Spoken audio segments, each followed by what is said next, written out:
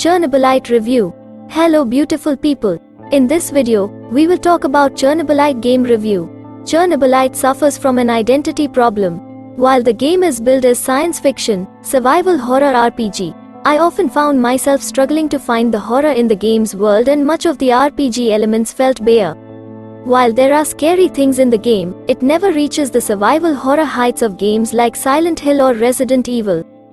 Part of that is because the game is trying to balance several things, and ultimately, it isn't overly successful at any of them. Despite that, the protagonist, Igor, and its cast of characters, while cartoonish, make it easy to stick it out to the end. At its heart, Chernobylite tells the love story between Igor and Tatyana. Igor, a Ukrainian physicist, arrives in the Chernobyl Exclusion Zone in search of his fiancée Tatyana, who went missing 30 years prior.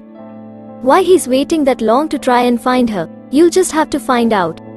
Igor is haunted by visions of her and is compelled to search for her in the Chernobyl power plant. From here, things go wrong. You leave the plant, and you must devise a plan to get back in and find her. The game has an engaging gameplay loop propelled by exploration. Each day, you go out into a part of the zone to find supplies, try to recruit people to join you in finding Tatyana, and take down the nerd. To give it some context, it sort of reminded me of Deathloop's map with different areas that have places available depending on when you go. In Chernobylite, however, it's hard to say exactly why certain areas are available during specific moments, but there were whispers of what I loved about Deathloop here. By the way, we are gathering gamers and gaming lovers like you in our YouTube channel RAYAROZEN, so it would be nice if you join our gaming community by subscribing our YouTube channel. We upload a cool game stuff like gaming reviews, different gameplays, top 10 games compilations etc. On the game's compass, there are a variety of markers that lead you to some story-based events and other notable interactions. As you progress through the story and complete the optional events, you'll find yourself going into an area and beelining straight for the main objective. This added a bit of unevenness to the game. In the front half, I explored a lot, but in the second half, I found myself reaching an area, completing the objective, and going back to base. The world you explore is a 3D scanned recreation of the real exclusion zone in Chernobyl. When I read that was the case, I expected a bit more to do and see. While there are some things to uncover, the world is mostly full of empty spaces and buildings with supplies to pick up. Survival horror games often thrive on environmental storytelling, but despite a few instances like a pit full of skeletons and a creepy abandoned summer camp, it isn't present here. The little that is there tells some worthwhile stories, but I wanted more out of it. With a setting like Chernobyl, a lot more could have been done. Much of the world does look good, though. The PS5 version shines best when you're exploring areas with soft light filtering through the trees or windows. By contrast, there are some moments where things look a little muted and muddy, especially when scavenging in buildings. The best environments in the game, though, are the ones you visit when you step through a portal or revisit memories. These worlds have buildings, ships, and structures suspended in a twinkling sky, and honestly, they're often breathtaking. It does, however, show how lacking much of the game's main world is. The storytelling in these moments is the best in the game, even if it is a lot of exposition.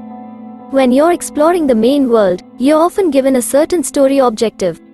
Oftentimes you'll encounter nurse soldiers or extra-dimensional creatures called shadows. Neither are particularly difficult to face. You can take down human enemies with stealth, which is preferred as killing them with your guns leads to your sanity lessening. Combat against enemies is fairly uninspired. There are revolvers, shotguns, and even plasma weapons that can all be upgraded, but I stuck with a revolver and shotgun. They were damaging and effective with the right upgrades, and combat could often be wonky in its controls. I'd sometimes try to raise my gun and the buttons just didn't work. I also had a number of glitches where my game shut down during combat. Thankfully, the game autosaves a lot, so I never lost much progress at all, but loading back up was slow. I expected, since I was playing on PS5, to have a shorter time on load screens, but that wasn't the case. I also experienced the game freezing for about 1 or 2 seconds almost any time I killed an enemy. It was jarring and often took me out of the experience. If you want to make your time in Chernobyl easier, you're able to upgrade the number of skills with the 5 people you're able to recruit. Many of these were fairly useful. Things like upgrading your inventory space, additional damage with certain weapons, or reduced fall damage. The fall damage one is an especially good perk because to start, if you jump 5 feet off something, you receive a good chunk of damage and have to deal with a tiny sequence showing you get hurt. The most unfortunate thing with upgrading your skills is that each and every upgrade takes you to a scene where your team member shows you its practical uses.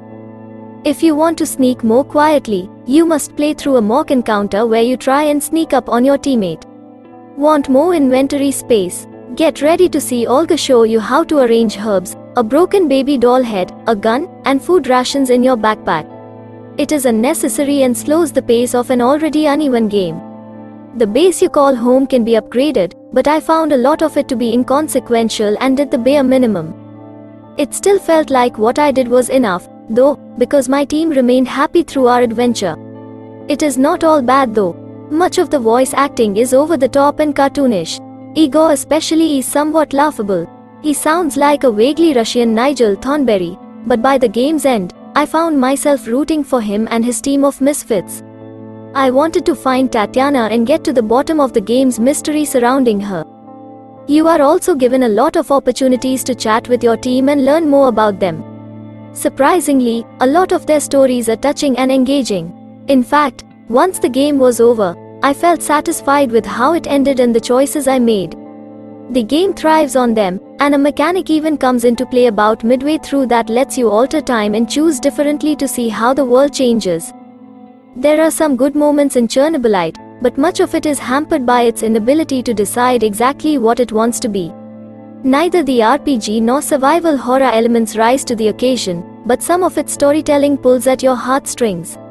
It kept me playing to see Igor and his companions through the end of the game. Chernobylite is best when it's focusing on its characters, but I am not sure even that would make this adventure worthwhile. So, that's it for this video. Hope you enjoyed it.